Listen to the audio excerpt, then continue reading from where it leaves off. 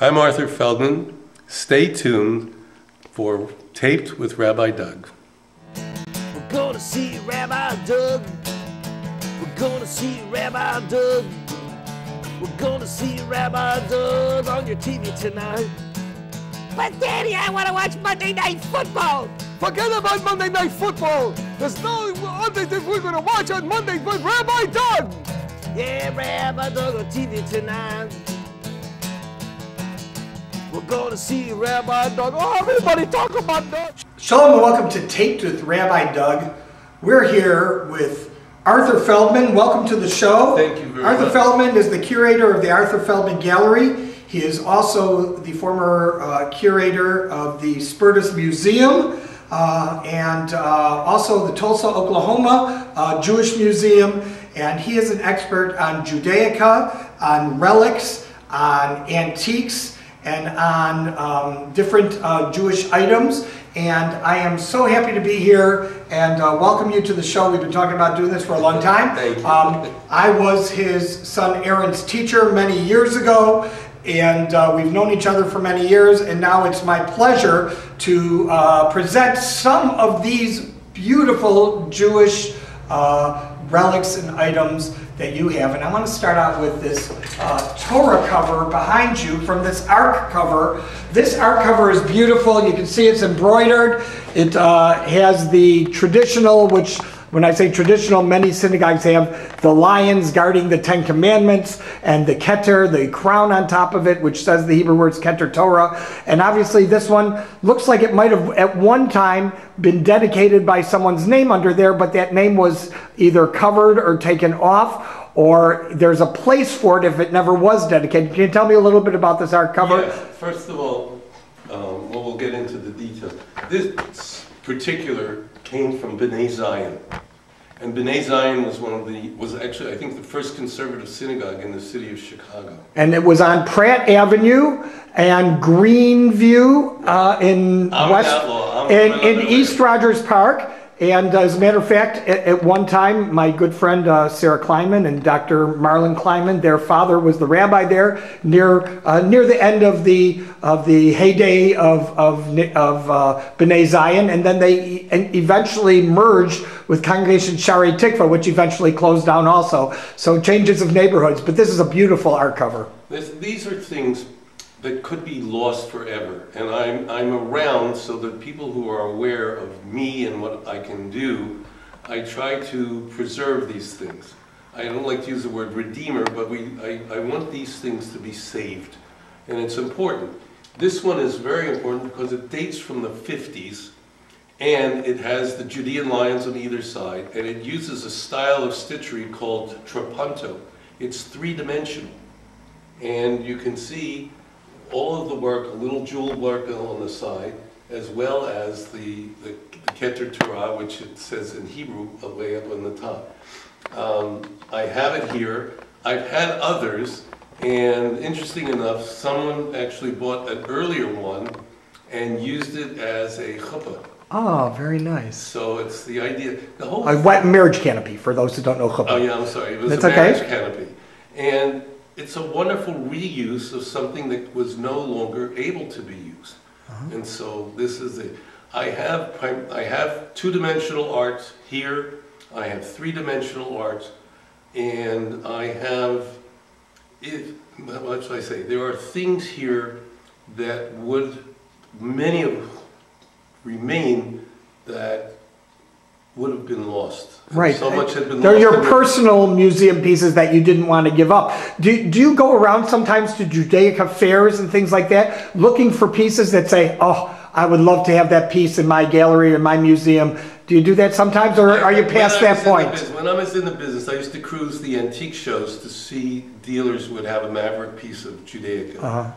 Now, fortunately, people come to me, and I'm glad. This is what I'm looking for. This is, and I'd like to make sure that people could use it. For example, a wine cup. I have a case filled with. Let's take a look at these Kiddush cups, these wine cups. These are just some of them. These are the variations. Are most of these silver? Most of these are silver. Some are Russian, some are American, And some of the things that you see, this one is an Iraqi cup. It's from Iraq. And a lot of these are published in academic media, so that I know for sure. And some of them are Russian. The small ones, like these, they were actually vodka shooters. It was the only silver that the Cossacks didn't take away because everybody had them. But it becomes Grandpa's wine cup. It doesn't hold a shear necessarily, but the memory is there. And we'll talk about some of the other things. So well, like these smaller wine cups here, the person who makes Kiddush on the cup with a shear that has the 3.5 ounces or so minimum shear, they pour them in these little ones to pass around the table. This is so that everybody can participate in the Sabbath. Beautiful. And these are the larger ones. That some are from Israel, some are European, some are different. And we have both types, the stem cups as well as the other. The other thing that I'm very partial to, and we'll go right here. I have collected, personally, for years, the green patina. And everybody sort of gags because people brought it back as tourist art. And they took it for granted. And it turns out that there are several important designers, one company in particular, Paul Bell. They made incredible things using the patina over brass, as opposed to painted. Some are painted. And what's happened over the year, there's 1, 2, 3 books on the subject. So what you're looking at, and as well as on the top, you have one with Herzl, a Zionist piece from the period. You have another one that says, but there are 2 of them. He who sows in tears shall reap with joy. So they took pasuks from the Bible and they used them, and it was the economy of Israel. In the early day, because everyone wanted something from... And we have a few of those in our house too, also. Everyone sort of begins to recognize what's new. And there's various things. You have, like, for the glazolate, you have Seder. This is at the bottom, there's a beautiful, Seder Kara, with 3 tiers for the 3 levels. So the matzahs go underneath it. Right, in all 3 levels, yes. They go underneath, beautiful, beautiful. And all of this is important. I'll say it now because we're going to talk about some other things. But what happens, and I look at it this way, whether people have a Kiddush cup or they buy anything that's old, where there's no one left to use it, that the mitzvah is there, that in 2019, soon to be 2020, you can rekindle lights or remake a Kiddush. So that's your mitzvah to take something old where the original owners are no longer around, but to recycle it Jewishly. And that's a big thing for me. And we are in the year 5780, the very end. We're in December of 2019 when we are taping, so we are coming up on 2020. So how interesting, how interesting. So what's next? What else do we have to see today? Other things that are in the gallery, my wife is a very accomplished interior designer. She just got a prize for best in Highland Park. And she did photographs of Israel. The one in the corner is called Orange in Jerusalem. It's the bicycle parked. It's on the other side. And let's take a look at this. She has a very good artistic eye, as does Aaron, who you just met. And so I have her work so that people can see them. And then, for the most part, I have, obviously it's Hanukkah season, so I have a variety of different Hanukkahs. Let's take a look at some of these. Oh, first I want to look over here. Over here, we had a number of them. Right, now they're all the green ones. Yeah, I want to look at the green ones. The company for Diagi, they're different forms, different shapes, and they reflect the spirit of Eretz Yisrael in the early 50s.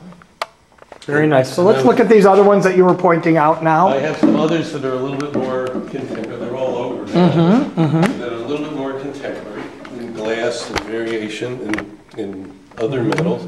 There was a famous Israeli metalsmith by the name of Joseph Palumbo, and this is Palumbo-esque in that sense. This is Lenox, China. And then, there's whimsy. Within Judaism, there's always room for whimsy. So you have The Noah's Ark, the same thing with the tzedakah boxes. Let's look at these tzedakah boxes. So beautiful. And this is some of they actually put tzedakah in there. Well, they put pretend ceramics. This is pretend ceramics tzedakah. But these are customs, and there's two things I always make. It's halacha, it's the law, how these things are used, especially for Shabbat. We'll talk a little bit about except for tzedakah boxes, which are for not Shabbat. Yeah, for not Shabbat, but I'm just saying. Yeah. And then there's minchag. There are the customs that emerge. Sure. So if we go over to, say, the Shabbat section of the gallery, which is here, on top here, I have, on the left, you can see there's a lot of different forms of candlesticks. And the halakha... Seder plates, too. Right. Here, I'm looking at the candlesticks up here. Now, are these brass? These are brass. Because I see the color, right. Some are German and some are, excuse me, Polish. None copper, all brass. Right. And excuse me, the point is with these that the minchag is, some people light a branched candelabra, minimally is 3, or they light a multiple for every member of the family. We lit the 5 light from Poland, excuse me, the 5 light from Poland, and now that I have granddaughters, it's like a small bonfire on Shabbat. Sure, well in our house also. So when we were married, my wife lit 2 individual candles. Then when we had our first child, she went to a 3-tier like you did with your family, and then a 3-tiered, and then we went to 4, and then we went to 5, and now we're at 6. So my wife has been doing 6 for all these years. But now that I have 4 daughters above the age of bat mitzvah, when they are at home, they light 1 candle each. When they're outside of the home, they light 2 candles each. So we have a lot of candles. We have a bonfire in our house too. It's a small bonfire. Yeah. And these are mixed pieces that beautiful, are older. Beautiful. And then individual collection of spice tower. And there are unusual forms, for example. These are Havdalah spice towers. Right. These are beautiful. And there's a famous book out from Israel called Towers of Spice. And what it does, it shows the landscape of medieval Europe. And at the same time, it shows the towers, because Jews couldn't build great soaring buildings. Does this open up? Yeah, sure. Because we're getting glare, and I want to get a nice picture of them. There we go. Oh, beautiful. Look how gorgeous those are. And I have green patina. I have... Oh, there we are, the green patina. And then I have the fish, which is not an uncommon form for the spices. This one is like Moby Dick. It's, it's a big one. I've never seen a spice. It takes a whole bottle of spices to fill this. Sure, sure. And then down here you have some gorgeous things. Right, these are ceramic. So we have a little of everything here, and it's to encourage people to continue to use and have and keep Judaica. Here's the other point is this. When you own certain pieces, every piece has a story. And you can come in the gallery and you could buy something, and people say they admire it. What are you going to say? I could afford it, I bought it. But if you know the story behind it, like we talked about the Russian Kiddush cups, or if you know you have Polish candlesticks here, these are things that many of which had been destroyed in World War II. And here you have an opportunity in 2019 to perpetuate them and to rekindle lights where there's no one else left to kindle lights. So that's your personal mitzvah to be able to do that. And that goes for any object. These are a collection of antique Hanukkot. They're from Poland. They're from the Bezalel School, which is the National School of Art. This one is from Holland. That one is, can we move this one here just so I can get a good, this one is gorgeous, and that's an oil menorah. Yeah, these are for oil, and that's from... That's beautiful. And then to the other side, I'll remove some of these so you can see. This one is from Poland. And if you do, everybody does a quick count, you have a shamus and one other extra. What it is, it's a bifurcated piece. You can light Shabbat every week using this lamp. Oh, so it has 2 candlesticks, so you can light Shabbat. And then one becomes the shamus. For Hanukkah. That is amazing. I never seen that before, and I never would have realized what the purpose of it is. That's the whole thing with Jewish material. there's so much that one could learn and utilize. This is an interesting one here. This is where you... Outdoor. Well, it's in the window to show your lights, and it's protected. So when there's a very famous photograph of a Jewish Hanukkah in a German home being lit, looking out the window to the Nazi headquarters in the 1950s. Really? Talk about an oxymoron. So in Israel, as many people might know if you've been to Israel, often when they build houses out of brick, they leave an area of brick open where the Hanukkah can be lit from the outside and publicize the miracle on the outside. I've seen people in Chicago, not with this exact one, but with similar ones, where the air will not blow them out, and they light them on their front porches, actually. So that's beautiful. And so it's the idea of showing your lights. This is just a little segue. These are Hanukkahot. I have candlesticks by them. This is German Art Deco. But this is chrome from the 40s, and it looks like silver. And the name of the company that was prominent making it is Farberware. They established themselves in 19... We all know Farberware. Yeah, so I joke and I say, after Hanukkah, you can cook on it. It's a pot. But the fact is, people don't realize, I mean, they were a Jewish firm, that they did not only pots and pans, which people still remember, they last forever, but they made ritual items. Wow. So, well, you can go to another section, I can show you, but these are the ones. The other thing I just want to say while we sort of dwell on the issue of art, what's lost. This is an artist by the name of Seeberger. In today's market, there isn't a big market for rabbi paintings per se. Not like there was certainly in the past. You're right. And this artist is a published, known artist. Regrettably, he was murdered by the Nazis in 1940. So this is a remnant. Is this an original or a copy? Original. This is an original. Wow. I have a pair of them. Wow. And most of these things, you don't have to mortgage children or grandchildren to be owners. But the fact is, it's beautiful. The history is important. The fact that you can sort of keep the memory of this artist alive as an owner, or I can talk about it. And these are things that are important for me. And I make sure that these are here. I also have a measure of archaeological material. Oh, look at My degrees are in art history and archaeology. So we have some... So tell me about some of these ones on the top shelf here. Well, these are Byzantine. These are from the 6th century. Those are Byzantine. This one's, most of them are later. This middle one you're talking about? Yeah. Because what you're looking for more Jewish history is Iron Age, which is a couple of years later. But this is a little unguent bottle, or this is a little scent bottle, or a little juglet. There's so few of these things left, at least here in the States, or more specifically in Chicago. You know, you have an opportunity. I've had people, and I've had more, that have taken 8 of these lamps, used oil, and made Hanukkah. Oh, made out of them, created their own Hanukkah.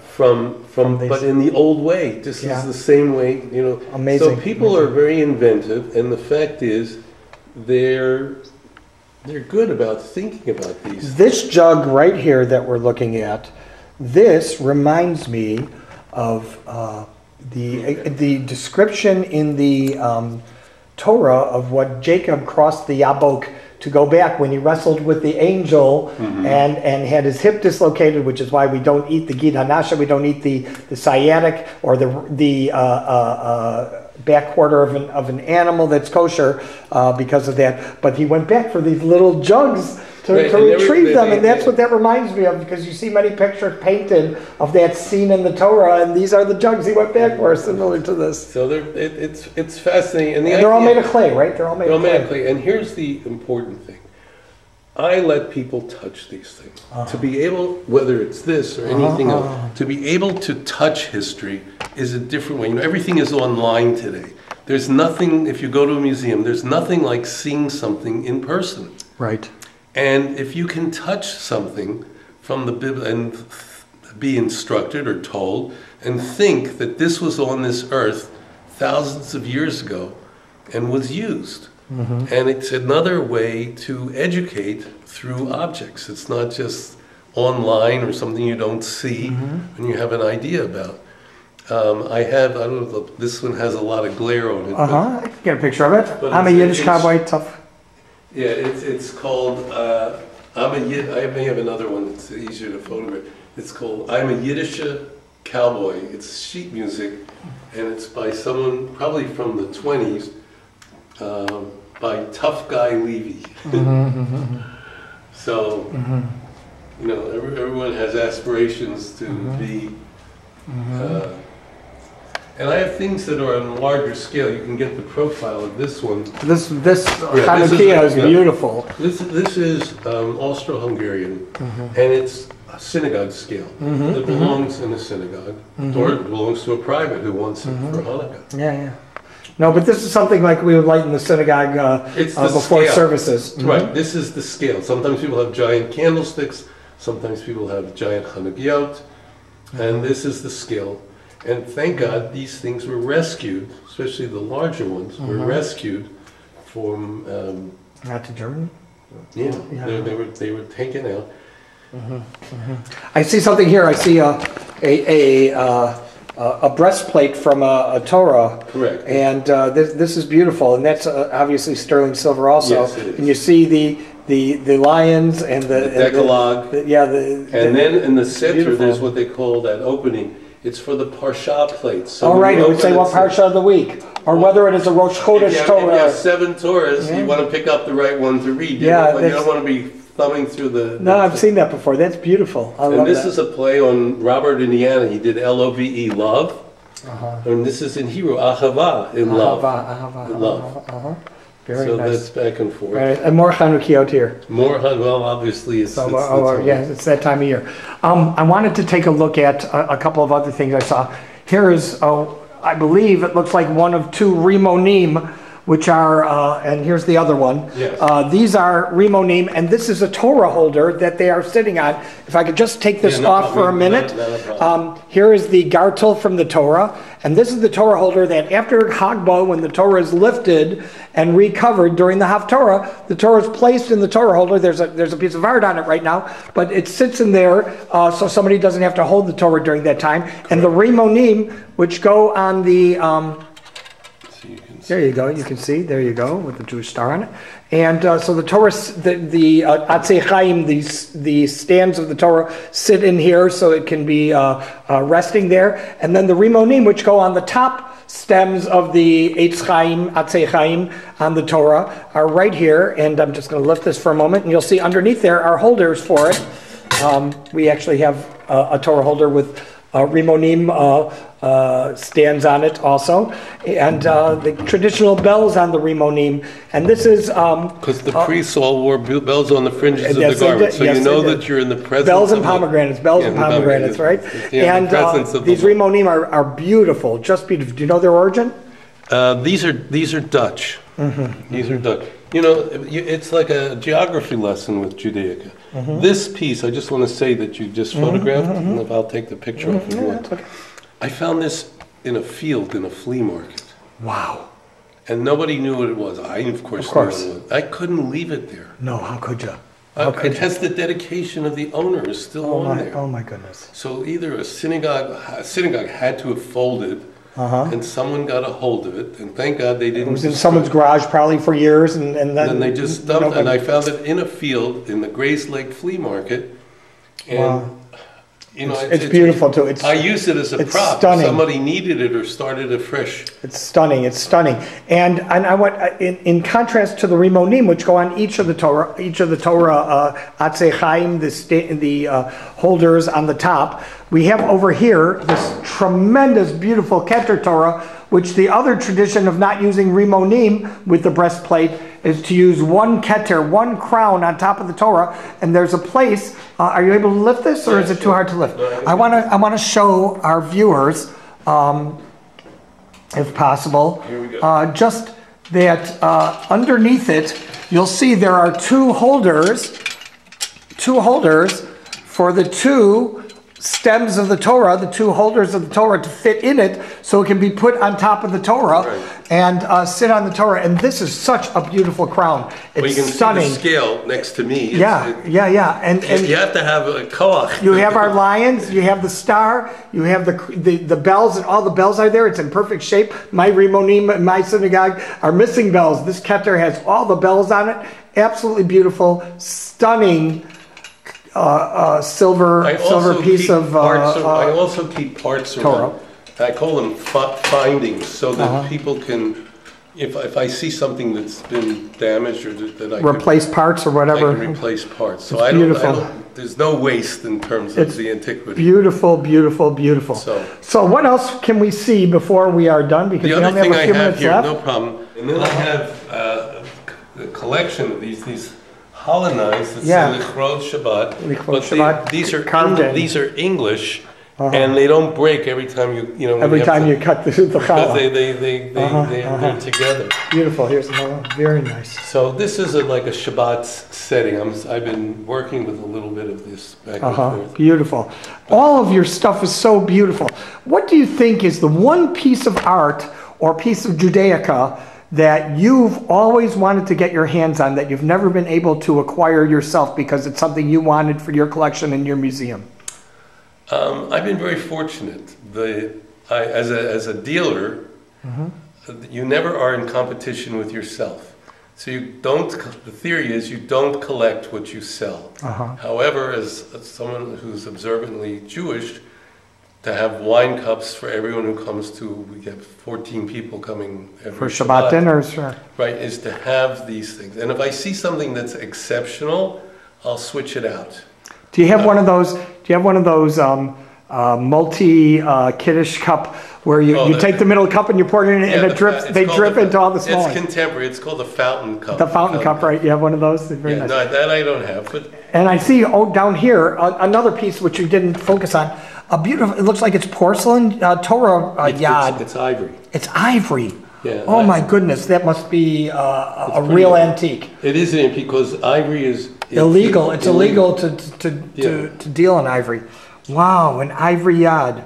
Wow. Like I say, I couldn't help the elephant. No, you couldn't help the elephant. Wow. And then I have unusual piece. This is like a little modern piece. I know it's sort of messy here, but it's my sense of humor. If you can see the sign, it says it's a 3-light. You can put 3 candle lights on it, and it's a different setting.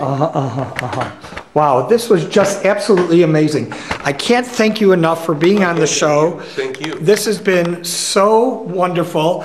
I'm here, as you know, with Arthur Feldman of the Arthur Feldman Gallery. He is the curator, and we've seen some beautiful Judaica. I hope that one day we can come back and share some more with you. Thank you so much for being on the show. Remember, you can check out our website, www.tvrabbi.com. You can also see former shows on the web. If you want to email us, the info@tvrabbi.com address works. And if you want to email Arthur and ask him any questions, I'll be happy to forward that email to him, and I know he'll get back to you in person. Hope to see you next time. And we'll look at more Judaica another day, right here on Tape with Rabbi Doug. Shalom, everyone. I'm talking about Rabbi Doug. Talking about Rabbi Doug. Talking about Rabbi Doug on your TV show. Well, he's the rabbi for me. Anytime you need. You're gonna get married or you're gonna die. Gonna see Rabbi Doug. Gonna see Rabbi Doug. Gonna see Rabbi Doug. Gonna see Rabbi Doug on the TV tonight. This has been a Tape with Rabbi Doug production.